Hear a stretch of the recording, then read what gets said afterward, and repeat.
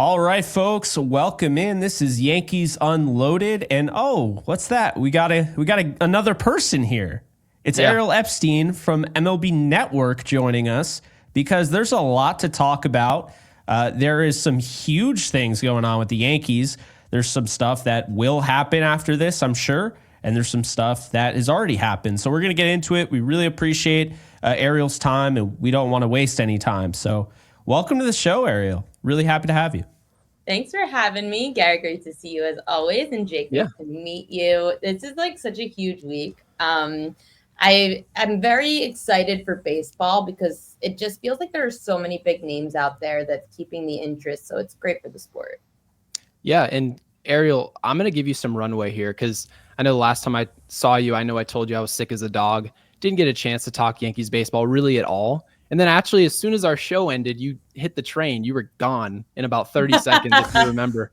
So, yeah, it was an interesting day. But I want to give you some runway to talk about Max Fried because really there are a lot of people that were not open to Max Fried at all. But now that we have an 8-year, $218 million contract out the door, we have Juan Soto gone. What's your feeling? 8 years was a long time. However, it seems you're not going to get any big names anymore without giving them that long-term contract. After I really thought about it and looked at the market, it appears obviously the Yankees were looking for a lefty. There was no thought in my mind that the Yankees were going for Corbin Burns. I know some fans were thinking that. There was no way Corbin Burns was going to New York and going to pitch behind Garrett Cole. Not happening. That limited you to Garrett Crochet and Max Fried. Garrett Crochet had an amazing season. However, there are two things that I'm uncertain about with Garrett Crochet. One was that the most we're going to see out of him was that a 1-year deal where he had a really good season and then kind of goes back to being the White Sox pitcher that he was, which is okay. Two, I didn't love that he didn't want to really pitch for his team. And there was that whole controversy at the end of the season where he said he wasn't going to pitch. I didn't like that. It was ugly. Right? Ugly. So then you go to Max Fried, who's been on winning teams, has pitched in big moments, which is where the Yankees want to get back to. The World Series isn't going to be too big for Max Fried because he's been in these situations before in the playoffs. I don't mind it from a lefty standpoint. And I'll tell you from a gambling standpoint, there is no pitcher who frustrates me more than Max Fried.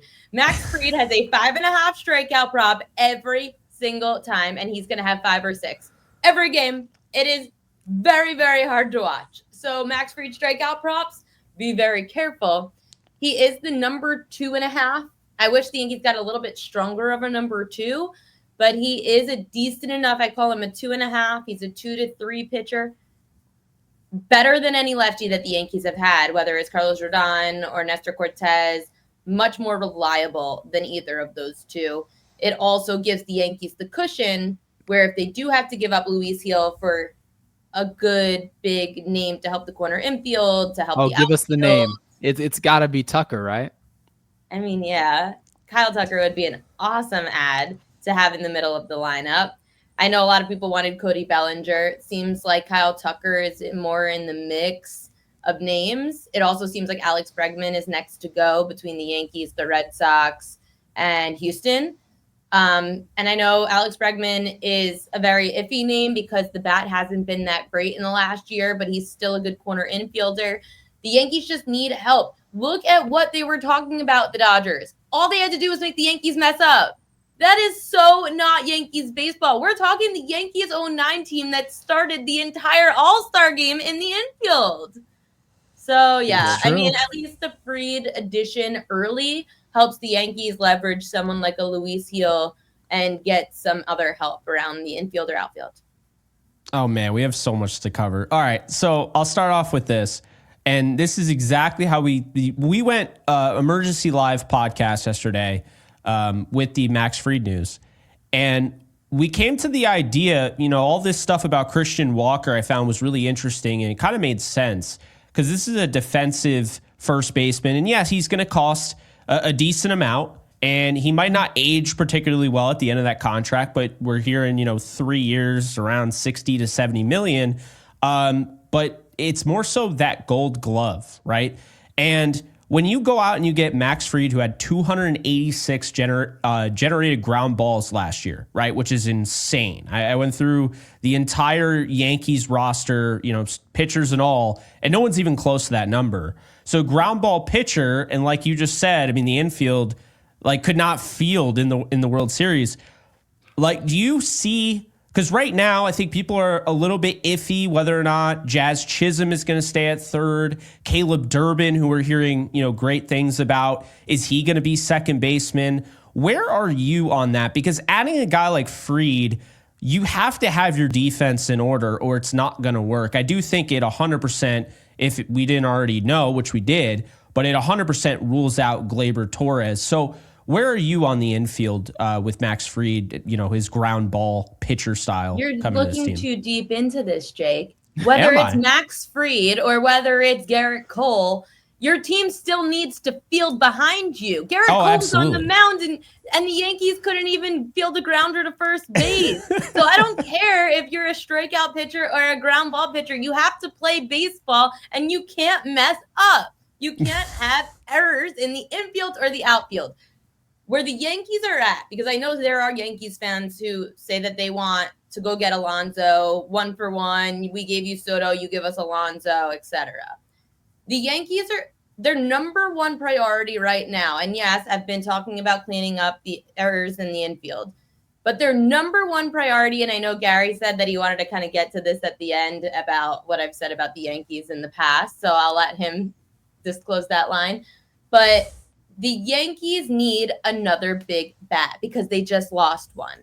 The Yankees are not entertaining if they don't have an offense.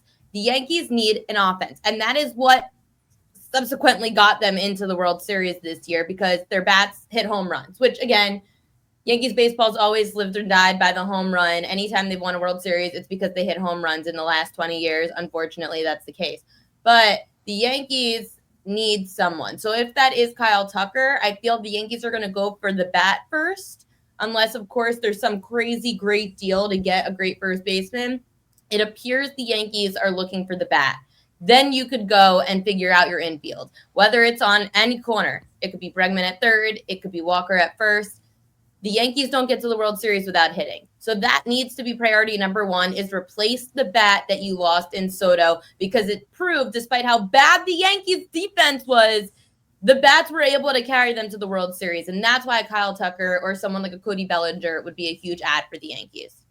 I'm so glad you said that. Because every time I say replace a bat, everyone's like, no, we need 4 bats. It's like, I didn't say we can't do anything after it, but you still need you just lost a superstar. We can't pretend that Juan Soto is not a superstar anymore just because he chose the Mets for 15 years, $765 million. It's a lot of money, but we did lose something. So I'm going to segue that to the question that this is strictly opinion.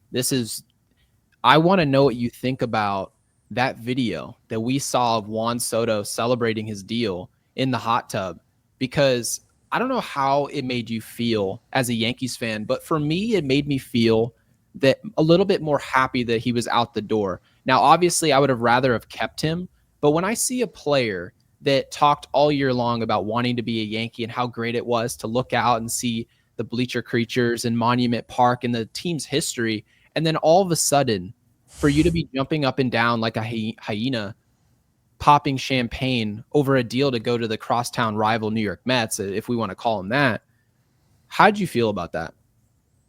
It's the biggest contract in sports history. If you look at it from a personal level, you'd be jumping up and down in a hot tub too, knowing that your life's secure for the next 5 generations. But as a Yankees fan, it was a question of how much did you lie to the fan base all year, because he did look like Soto. He looked like he was having a great time all year. Relative to what he looked like in San Diego, I saw a completely different Juan Soto in the Bronx. He said that he really felt the Bronx embraced him, the Dominican background. That's what the Bronx is all based on. I don't fault Juan Soto for being excited about signing the biggest contract in sports history. What my new philosophy has become in the last week, as I've really sat down, thought about the Soto deal and the Yankees missing out on him, I have actually, in the last few years, realized I don't hate teams as much as I used to. I don't hate the Red Sox as much as I used to. I don't hate the Astros as much as I used to. And I don't hate the Steelers. I'm a Ravens fan. I don't hate the Steelers as much as I used to. Because now my philosophy as an adult instead of a child, you have to just be better. You can't blame and play victim. If you relate this to real life, you can't be victim to the circumstances, because in the end, the next person's still going to be successful. And if you play victim, you're still not going to be as big as them. You need to make sure that you're trying to be better than the next person. And if you decide, oh no, we don't have Juan Soto, it's over, we're the worst. Okay, we didn't get Ohtani, and guess what? We made it to the same place they did. We just don't have the ring, the Yankees. So you just have to go out and say, okay, so the Yankees don't get Soto. That much money now, where the Yankees were clearly willing to put up that much money, $700+ million, the Yankees are looking at it now, okay, so we'll go spend that on 2 to 3 players as opposed to 1. It gave the Yankees that open mind to spend that money just on different players. So again, you can't play victim. Just be better then. And that's it. And say, you know what? Bye, Soto. We're going to be better than you. And guess what? We're going to try to go for a ring next year because we're going to have more depth. Yeah, I you win. love that. Yeah, I guess if you win, we won't be talking about any type of contract. We won't talk about who we lost. Actually, Jake, I remember in our last episode before you asked a question, I was talking about the Dodgers trading away Alvarez and how no one seems to care.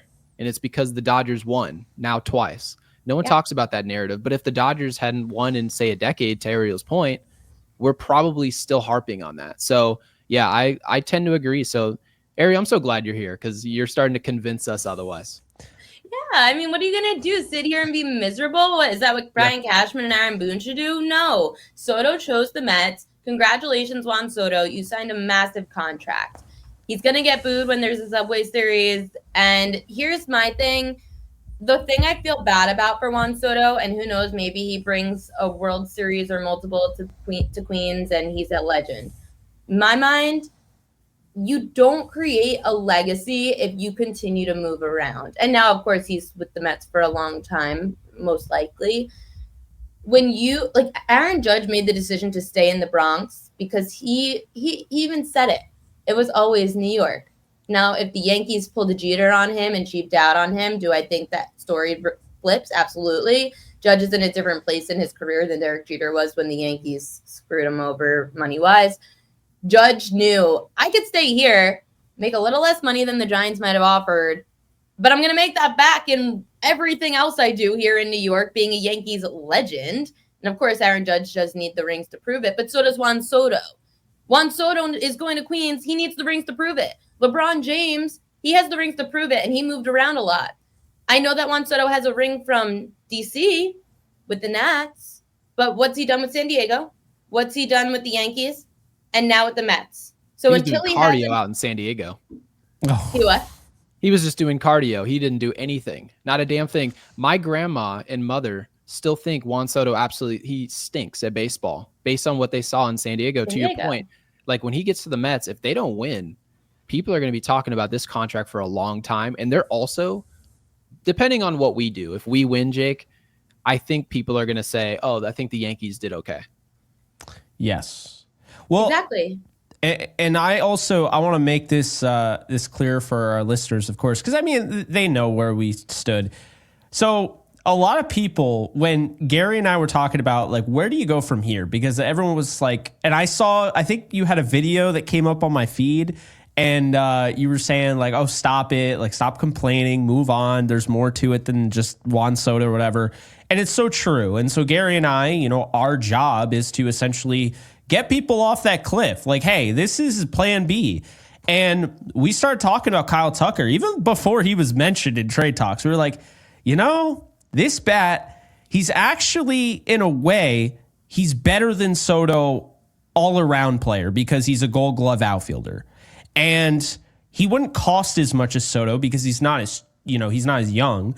And we were thinking about it, and I kept bringing up Matt Olson. This just reminds me of Matt Olson when Freddie Freeman left the Braves, And, they did not even waste time. They went out, they courted the A's. They're like, hey, we want Matt Olson. What's it going to take? They told them, they got it done. The next day they have a deal. I guess really what I want to ask you is, do you get a sense where if the Yankees go out and get this deal done, because I want to make it very clear, I started with that infield thing to, save the best for last. I am fully aware that Kyle Tucker needs to be the priority. But do you see an extension potentially being a part of that deal, very similar to a Matt Olson? Or do you think Juan Soto's contract, and now that we've seen essentially Steve Cohen unleashed, do you think that keeps him away from that, and the Yankees are just going to have to try their luck with another rental? Giving up Luis Gil, it wouldn't surprise me if an extension's involved because of the issue giving away a young pitcher like Gil, who's like rookie of the year, Luis Gil, giving him up for a rental again. I could see the Yankees trying to get that extension. Again, you mentioned age with Kyle Tucker, but the Yankees, still the key here is protection for Aaron Judge, or even just someone that if Aaron Judge is struggling, because we know Giancarlo Stanton is going to have his struggles. That's absolutely a given. Giancarlo Stanton is not any kind of security for Aaron Judge year round. You need somebody else where it's called, okay, that middle of the lineup can't pitch around Judge or can't pitch around Tucker, because you've got to face one of them. So the Yankees got a taste of what it took to get them to the World Series this year. To be honest, the Yankees got lucky getting to the World Series this year. Sorry, Yankees fans, but you did. It was a really down year in the AL. The Orioles, they didn't have the pitching to get you there, especially the depth in the bullpen with Bautista out. The Astros, the Yankees got very lucky that the Astros lost and they didn't have to face them, because there is a part of me that still believes that the Astros would have beaten the Yankees yet again. The Yankees got lucky that the Guardians bullpen got tired. And the Guardians bullpen was lights out all year. And they got a Mariano Rivera 2004 Emmanuel Class A. And is it the Yankees that you could say, yeah, for sure, them? Was the Royals beat up on them? Sure, you could say all those things. But at the end, the Yankees got pretty lucky this year. That it was a down year. And that's how they got there. But here's what the Yankees knew. They knew that they got there because Juan Soto helped the Yankees, because he was able to cover Judge's butt. So that's what the Yankees need to do. And if Kyle Tucker and the extension gives him that little extra security, come over and give the Yankees a little extra, like, okay, we gave up Luis Gil. This stinks. Michael King was awesome. Gave him up for Soto. I still don't regret that. So, yeah, I mean, I could see a future with Kyle Tucker and the extension for sure. And it gives the Yankees a little bit of extra. Honestly, like, is it a little bit of extra risk? Sure. But it also gives the Yankees that security that they could have Kyle Tucker. Maybe they get back in a year or two to the World Series, whatever. Yeah, well, we're the Yankees. We're supposed to be taking risk. Ariel, I saw this Nolan Arenado. I saw this. Yeah, I saw you tweet about it. And as soon as I saw it, I thought of you and really wanting to ask you this question when I got to the show, because the list is barbaric. Now, obviously, Nolan Arenado is a veteran. Okay, this is a guy who's not 31. He's quote unquote past his prime. Obviously, he probably has the skill set to turn it around maybe for a year or so. Probably similar to what the Yankees were hoping for in Josh Donaldson. We're really not sure why or what Cashman was thinking. But the list here, Ariel, is insanity. He says he wants to win. Here's his list: the Los Angeles Angels, the Mets, Dodgers, Phillies, Red Sox, and Padres. Now, the Padres, I think we can all agree, probably should have won the World Series this past year. Yeah, I had everything for them to win the World Series. I had them to win the NL. I had them to win the World Series. I doubled down on it. Yeah, they should have won the World Series. That makes a lot of sense to put them on your list. And who wouldn't want to live in San Diego, California? Great spot. Red Sox played 500 baseball, had no pitching to speak of, but obviously have a great farm system. There's a lot to work with there. They can get aggressive on the trade market. We saw what they just did with Crochet. Now, the Phillies, Dodgers, and Mets all make sense, all ascending teams, and yet we see the Angels on the list. No Yankees. How did you feel to see the Yankees as a team that Nolan Arenado not only wouldn't go to New York, he wouldn't go to first base for New York, nothing. He doesn't want to be a part of it. What was your feeling? There's got to be more to that story. There has to be. You know better than anyone how much goes on behind the scenes. Who knows if he doesn't like someone on the team? Who knows if he doesn't like an exec? Who knows if they didn't do something to him earlier in his career that annoyed him? I don't like to fully judge because, no pun intended, I don't like to fully judge, but I don't know the full story. In my mind, Arenado has some beef with the Yankees, and maybe there's things he's heard, the whole Soto with the sweet thing. There are Yankees politics that go way back in time. Yankees are such creatures of habit. It's a great organization. I've worked for them. I absolutely loved working for them. They are creatures of habit, for good and for bad, because they're super loyal. They're loyal to their people, but they are loyal to their policies and their old school ways, like we know with even not having facial hair and long hair. So the Yankees, who knows what players say behind the scenes, but with Arenado, there's got to be more to the story. That's all. Ariel, they literally had my dad can rarely be told what to do or when to do it. And they had him with a porn stash. So sometimes you got to do what you got to do. When you're part of a historic franchise, you follow their rules. Andrew McCutcheon's dreadlocks were gone. Johnny Damon, all of them. The sad thing, the Yankees, it feels they've lost a lot of that shine from when your dad played for the Yankees in the early 2000s, when it was the biggest deal it felt to play for them. To even just say it for a year that you did it, it was a huge deal. And now it's not just because of the Yankees, but I think it's also the power of social media, that you could be a big time athlete no matter where you are or what you're doing, because social media now has allowed for you, if you want to brand yourself that way, to be that way. Whereas it used to be whatever the newspapers said and whatever, like the team, like it was hard to compete with a big city back then. Now you could be a nobody in the middle of nowhere America and blow up on social media because you say something stupid or you become whatever. It doesn't matter. I wonder who you're referring to there. It's so crazy because, like, obviously my dad, if he gets into the Hall of Fame at some point, he's going to go in as a Marlin. And yet if I run into anyone, to your point, there was no social media. People literally only talk about him as if he played for the Dodgers and Yankees and occasionally the Braves. It kind of goes to show you that the markets now have changed. Now we talk about Jose Ramirez, who they still say is highly underrated, and yet we talk about him every day. Like, I'm sure on MLB Network, if I had cable, I told you I don't. I'm sure you guys talk about him because he's a great player, and the game of baseball has changed in that way. So, yeah, playing for the Yankees, it's almost like saying their historic franchise is living in the past all of a sudden. That's the way it's perceived. It's strange. Yeah, no, I agree with you. And that's why there's got to be more to this Arenado story. But I do feel that the Yankees organization doesn't have that same feeling anymore as it used to under George, at least. But again, it probably was worse under George, to be honest, with the way the players were treated. Hey, he easily could have traded away Jeter and Rivera and Bernie Williams, and I always think about that because I know there were times where looking back. Thank you, Joe Torre. Thank you, Joe Torre.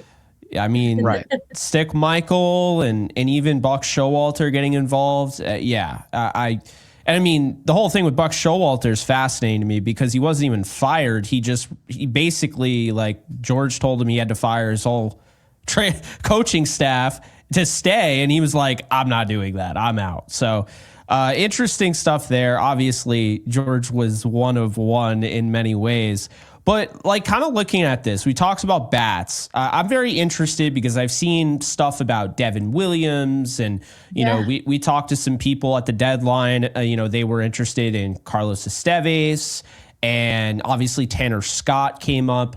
So kind of shifting gears a little bit, I don't necessarily think they're going to get another starting pitcher. If they do, they're not going to be like top dollar. Yeah. But as far as the bullpen, how do you see them addressing that if they do during this free agency? The Yankees probably, I would say the order of business is you go for that big bat like a Kyle Tucker. It seems as if they want that corner infielder. Then maybe you look bullpen. Like maybe you give the Yankees bullpen a little bit of a chance to prove that they were as good as they were throughout the playoffs. And you get, you continue to give that bullpen a bit of a chance. Then you see, okay, trade deadline rolls around midway through the season. What did the Yankees really need last year at the trade deadline? A freaking, not even just closer, even a setup man. Because obviously they got a bit lucky down the stretch there with the closing situation. But the Yankees needed one more big bullpen arm. They missed Wandy Peralta big time in that situation. And I was on SNY with John Yastrzemski last year, and we went toe-to-toe in March. I said, Clay Holmes is not your closer. JJ and I have it on tape. And JJ's like, you're crazy, blah, blah. And he owns it. He says, he's like, you're right, Ariel, you're right. He goes, I didn't want to see it. Because Clay Holmes was blowing situations left and right, even the years before when it was a big-time clutch situation. I really wanted the Yankees to get Tanner Scott. I felt that was the icing on the cake for them to have Tanner Scott, because whoever it was going to, you had a closer. You had someone. So I do see the Yankees potentially, unless there's like this huge good situation with Devin Williams that comes up, that the Yankees can go and grab him for a good deal. I think the Yankees are going to focus more on the lineup and the defense. And then if they need to, go out and get a closer midway through the year. Yeah. Ariel, last question from me. I had to save it for last. We've talked about the Yankees the past year, and obviously you said we had an easy path to the World Series, but being the Yankees is also being this brand where you're entertaining. This is an entertainment industry. A lot of people got into this game because their parents brought them into it, and we're trying to enjoy something, and just getting somewhere isn't exactly the entertainment. You want to go and see great players around the field, and you've said the Yankees have seemed boring, quote unquote. What is it that the Yankees, or Brian Cashman really, since it's his job, what is it he can do where you can look out in the field and say, I want to go to Yankee Stadium and see this? The Yankees need to hit. The Yankees need to play baseball. The lineup. And I don't even mean defensively, looking out into that field. The Yankees were boring because they didn't play baseball. When the Yankees got DJ LeMahieu, that was so much fun when he was good. When LeMahieu had that like really good first season in pinstripes, it was fun because when the Yankees were the team that I love to remember, that 09 World Series team, you had Brett Gardner and Derek Jeter, who were just contact hitters. And then you had A-Rod, Matsui, and Mark Teixeira. So Teixeira was hit or miss.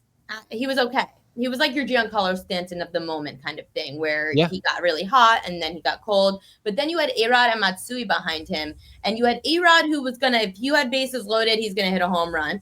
And then you had Matsui, who could just hit a double in a big spot. And you didn't need to hit a home run, but you knew Matsui was going to come through in the clutch and make contact. That's what the Yankees are missing, is they don't have the 1 and the 2 guys that you really trust to get on base. And you don't have someone else in the middle of the lineup that you trust to get the big hit, aside for Aaron Judge. I'll still give Aaron Judge all the flowers. You didn't feel that way with Verdugo and Austin Wells coming to the plate? Oh, but that was sarcasm. Yeah. Well, Austin Wells, up until September, he got off to, he was on a but heater. These are all boomer bust hitters. We need more contact. The Yankees need someone. And yes, you could say that maybe Volpe had that stretch of time where he was one of those hitters. There was nobody else that was exciting. I agree. And then they didn't take advantage on the base paths. And when they did, think of all the situations where the Yankees stole, and it was like, oh, I'm in the middle. I don't know. Should I still continue to try to steal, or should I go back to first? Oh, now I made up my mind and I'm out. The Yankees need to run the bases better. They started to bunt a little bit, here and there. But even when they did that, it was failed because the runner at first somehow didn't get the notice that they were gonna bunt, and then he forgot to run. So there were so many errors that they made on the base paths, but the Yankees were boring because you were just waiting for them, which happened in the playoffs. And again, that was fun, but it was a home run. Those moments are always home runs. It's called, hey, You could play small ball. It's okay. Play small ball. And that gets the job done a lot of the times, just like it did with someone like the Texas Rangers. It has with the Astros. It worked for the Dodgers. I mean, all they did, if the Yankees got a chance for 6 outs, they probably still would have only scored 1 run. Because you're not wrong. No, like the Dodgers just absolutely take advantage of every situation, and it wasn't home runs that did it. It was just small ball. Spot on. That's why the Dodgers were so dangerous, is because anytime, Yankees botched that ground ball, or they dropped the fly ball, or this and that, they always made you pay. They always had an answer. These guys always came up. It sounds even weird, like the idea that, and I'm not saying they will, but the idea the Yankees could even get Teoscar Hernandez, because that guy tormented them. So it would almost like, just the idea of getting him and potentially having him against the Dodgers in a potential World Series rematch would be something. But I also have to say, to your point, you mentioned contact hitters, you mentioned, and Gary has said this too, there needs to be more slug. There needs to be more slugging. Like, we need doubles. We need, not just singles, right? And not just home runs either. Exactly. Yes. And so that's actually why I'm really excited about the potential direction they went in with Caleb Durbin. He's not your stereotypical, he's not a top prospect. I have a theory that they've been hiding him, because they didn't want to trade him, because that one dude made a lot of noise, that catcher who they had to get rid of. Totally blanking on his name. And he ended up going in the trade for Jazz Chisholm. And sometimes you have prospects that get a little too loud, and now everybody wants them. I think they did it with Heel. They kept him kind of under wraps because they knew what they liked in him. I think Flores, the catcher that was raking at the end of last year, I think he's in jeopardy of getting tossed in one of these deals, saying, okay, you want Kyle Tucker? Well, you want that hot catcher that you have. So I look at it like this. You talk about Durbin, you have Jazz, right? You go out and you get Kyle Tucker. You have, and I am assuming, and maybe it's dumb, but I'm assuming they don't want to part with Dominguez in that Kyle Tucker trade, and would like to, if they're giving up Luis Heel, then they'd like to just give up Luis Heel and prospects, right? So really, a lineup like this could actually be the case. You got Durbin. I would lead off Durbin. I would.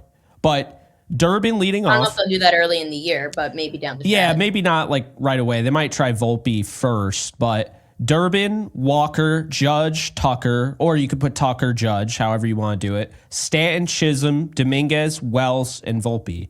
That's got to be one of the best lineups in baseball. We're living in the future. We haven't made the trade, but we're already penciling the guy in. It sounds really nice. And then you could throw in another relief pitcher.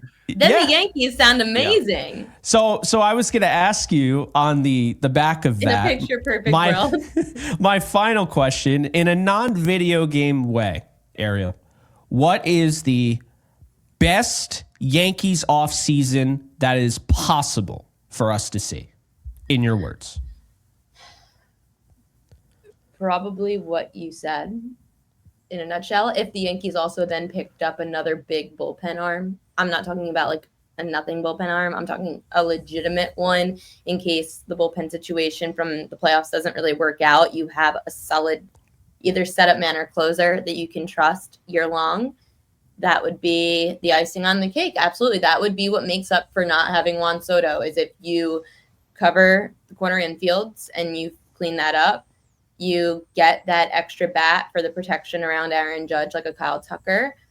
You add the bullpen arm, and you have someone who could go number 1 in the lineup, and even like you mentioned, number 9, if you had Volpe down there. Again, I don't think Volpe is going to be in the 9 hole. I think that they put him in the 1 to start the year, and then you kind of see how things go. Mm-hmm. But yeah, that's where the Yankees, in a perfect world, the Yankees need to clean up the bases, like steal. Like, you need 1 or 2 players that can steal bases and be a threat. Then you need another hitter to protect Judge, and you need better defense, and you need bullpen. But again, I think the Yankees might address the bullpen situation a little bit later on. Ariel Epstein, you said to take Max Fried for the under in the Ks. I said don't take any of his Ks. They are always none. No, stay away. It is a nightmare. It is Max Fried 5.5 strikeouts. You're just gonna be sweating it out the whole time. There are certain situations with Fried against low K rate teams against lefties that sometimes work out for him. But I'm telling you, Max Fried, my friend Matt, who I do my strikeout props with, that we hit between 60-70% like every season, 1 to 2 times a year will say it's a good spot for Fried, and he goes, "You're out of your mind, I'm out." He will not bet Fried. He's like, as soon as we signed him, he goes, "Good luck." But I will tell you this from a betting perspective. So the Yankees and Mets were, I saw Yankees were plus 850 to win the World Series, and the Mets were 9-1. So they were only 50 cents apart when Soto signed with the Mets. But when Fried signed with the Yankees are now plus 800. So Max Fried was worth about 50 cents in the futures market, which now separates the Mets and the Yankees by a full $1 as opposed to 50 cents. So thank you, Max Fried. Love that. And it makes us more likely to make a big trade for a position player, essentially creating a surplus in the rotation, and you can potentially flip one of those guys for someone we actually need, a star, someone you can rely on in the lineup. So, Ariel, thank you so much for joining us. Hopefully you come back soon. Yeah, definitely, guys. Thanks for having me on, and I hope to be back and talking about the Yankees getting Kyle Tucker. Oh, absolutely. You are welcome anytime. There'll be celebration day if that happens, because that is 100% the priority. But we appreciate you, and we appreciate everyone for tuning in. Be sure to follow us on our social medias below, at JK Bogan, at Ariel Epstein, and at Gary Sheffield Jr. And be sure to subscribe to the Yankees Unloaded channel if you haven't already. That's going to do it. We'll see you guys soon. And like this video.